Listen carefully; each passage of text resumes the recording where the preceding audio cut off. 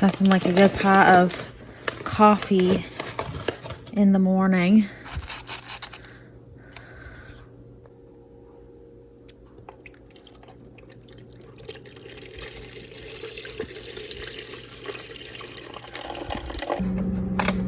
And a piece of homemade cinnamon roll apple pie cobbler. Here comes the coffee, or the devil's juice, as my husband calls it. Yum, just look at that mouth-watering cinnamon roll apple pie cobbler. I'm gonna devour all of it. Morning, Sarabi girl. Are you being a sleepyhead? Hey girl. I heard you out watching and protecting the farm all night. I bet you're tired. Well, that's super nice. Thanks, Sarabi. Do you guys see this? I think it's like a half-eaten rat. Or a little baby squirrel. Oh, I think it's a little baby squirrel. Well, thanks, Sarabi, for the present. Morning, guys. So it is morning here on the farm. It's about 6:30 in the morning, and I have a lot to do this morning. I noticed yesterday that I had aphids plaguing my cucumber plants and my tomato plants, and one of the dogs apparently took out one of the tomato plants, the smaller young ones. It was most likely Sarabi. So I have a lot to do this morning. I have a lot of tomato pruning, putting a new tomato plant in, and potentially doing something about the aphids. I just love mornings here on the farm, just waking up and sitting on the porch, sitting in the rocking chair, having a cup of coffee, saying morning to the farm critters, just listening to the birds, bird watching. It's just a really great time to reflect on being grateful for the things that I have in life and the blessings that the good Lord has blessed me with. I also have a lot of tying up to do with the tomato plants. So this morning is going to be filled with tomato pruning, tomato tying up, and doing something about the aphids. Morning, Patchy. So it looks like I've got some type of beetle on my squash flower right here. I can't remember if it's a cucumber beetle or some type of squash vine borer, but with these guys, when you see these guys on here, you just unfortunately gotta squash them with your fingers. It's not fun, but it's what you gotta do. Sorry, guy. Sorry, sucker. Dead. Not the funnest of things, but that's what an organic gardener does. So let me show you guys something. So there's tons of flowers on this spaghetti squash plant. I'll show you the difference between a male flower and a female flower. So male flowers, you see this? They have like these little spikes on the bottom of them. And female flowers, this was a female flower, they have like these little tiny squashes on them. And I don't think I see any right now that's female that has a flower attached to it that I could show you. All of these look like male. Yeah, they're all male flowers right here. But that's what a female flower will do. They will start with like a little tiny squash. It looks like a little tiny squash, and then they'll have just like a flower on it. So like it will look like this with the flower on it. Actually, here's one, guys, on my butternut squash I could show you. See this beautiful flower? This is what a female flower looks like. I don't know if you can see that right there. That, my friends, is a little tiny butternut squash.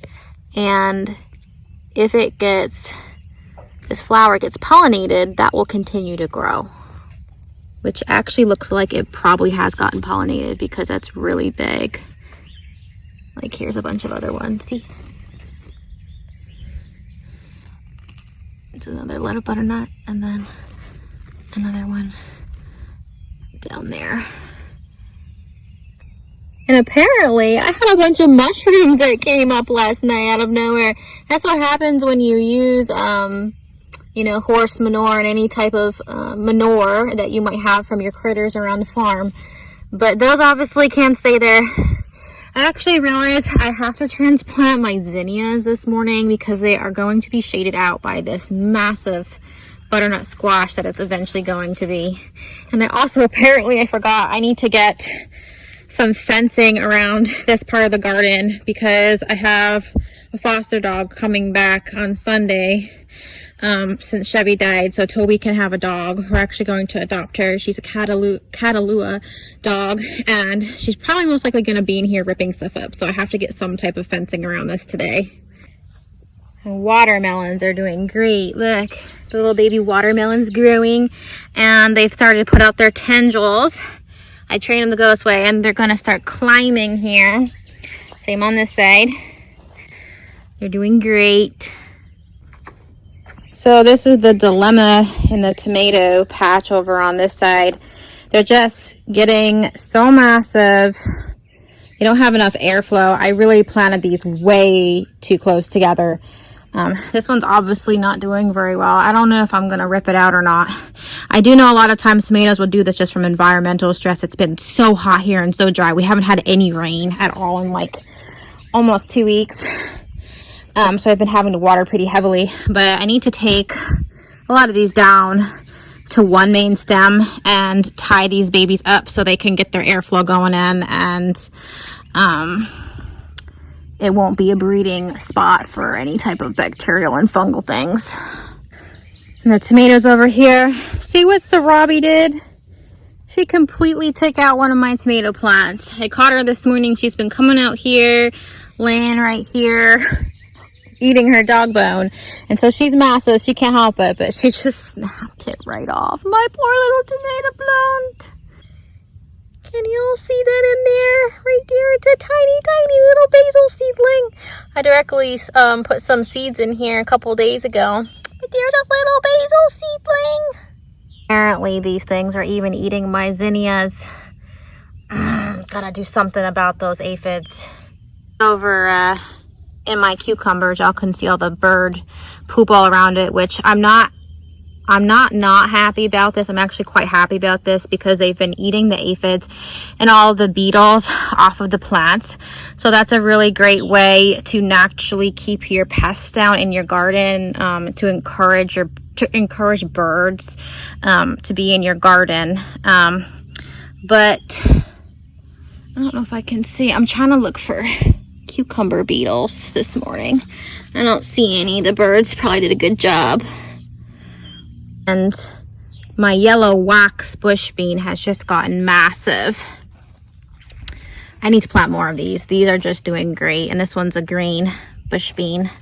I'm super pleased with the beans. So I actually noticed that there are ants also in the cucumbers and in the squash, which I have a ant trap in the squash, in the spaghetti squash bed. It's just literally borax and sugar and water, and that's been doing the trick there. But I haven't put one in the cucumber patch here because I don't want my son to get hold of it. But actually what will happen with the aphids is the ants and aphids actually have like a beneficial symbiotic relationship. And what the ants will do is they will actually carry the aphids up the plant, or up any kind of plant. They're not particular. They will go to any kind of plant, and the ants will carry them up to the top of the plant and the leaves, where the aphids will actually like suck the sugars out of the plant tissue, and in return the ants will take the sugar off of the aphids. And so if you find a lot of ants in your garden, they say if you can get rid of the ants, or you can decrease the ants, you can often decrease the aphid problem. So that's what I'm going to be most likely doing, figuring out how to put a trap out here for the ants where Toby can't get to it. So it's a really good thing I have extra tomatoes here. I know I kept saying, I was like, I gotta get rid of these tomatoes, blah, blah, blah, they're gonna die. It's a really good thing that I have these extra beefsteak tomatoes to put in the ground. Pick the healthiest of all of them. Looks really healthy. I'll have to prune a couple of the suckers off, but that's okay.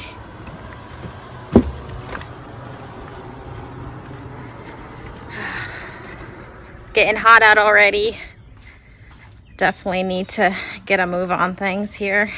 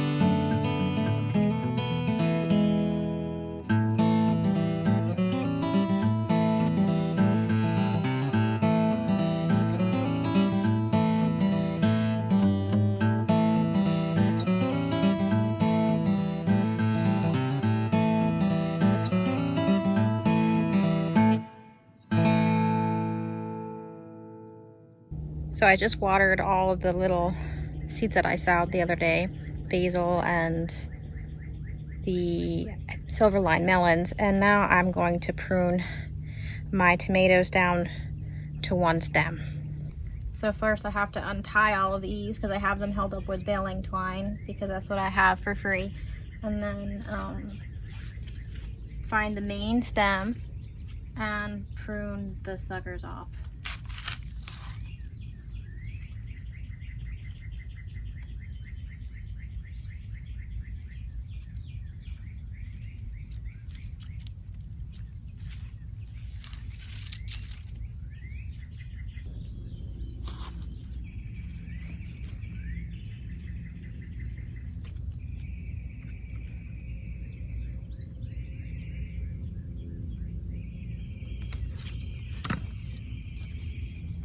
And here's the big sucker.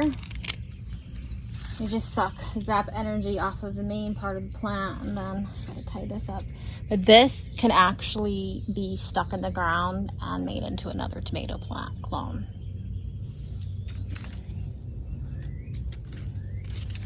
And just move my stake and tie it up so these guys can grow out more this way. Let's see.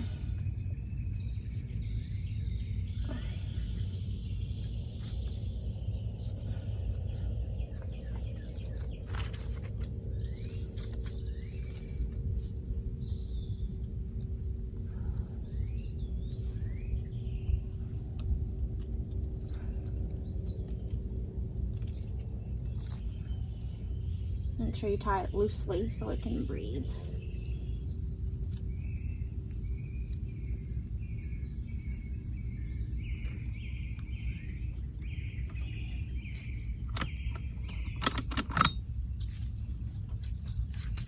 Probably right about up here. And a lot of people will actually pinch away the leaves around the areas where they're going to tie it up. But I'm not going to fuss with too much.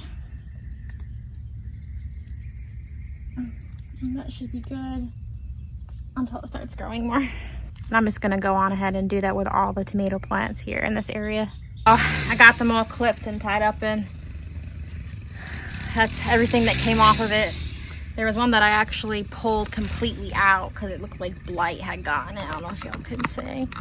I literally just took one of these little guys that looked really good and really straight, the suckers that I cut off of them, and just put it in the ground, and hopefully it will take root and grow. If not, that's okay, because honestly there's probably too many tomatoes in here. I don't seem to really be having too much luck. If y'all have any advice, I'd appreciate it. Well, I'm super glad that's done. I don't know how it's going to turn out. Like I said, I don't seem to be having luck with tomatoes this year with this variety and with this method. Usually I just grow them in cages and let them bush out, trying something new, but hopefully it will turn out better.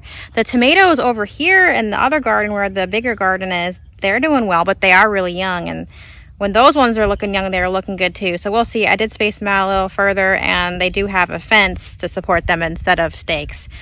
So maybe they'll turn out different. I'll compare the methods, and I guess I'll choose probably the one that works the best. I gotta harvest the potatoes here in the next couple days. They're all dying back and they're ready to be harvested. I noticed several of them are starting to pop up through the surface too. Several big guys. I don't know if y'all can see that. Can y'all see that right there? That is a potato popping up, a big potato. So that will be another vlog soon here shortly. So thank y'all for joining me in my garden this morning. Got a lot done. It's getting really hot out.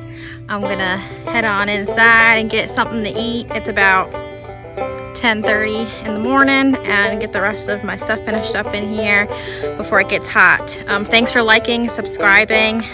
Till next time, y'all. Be blessed.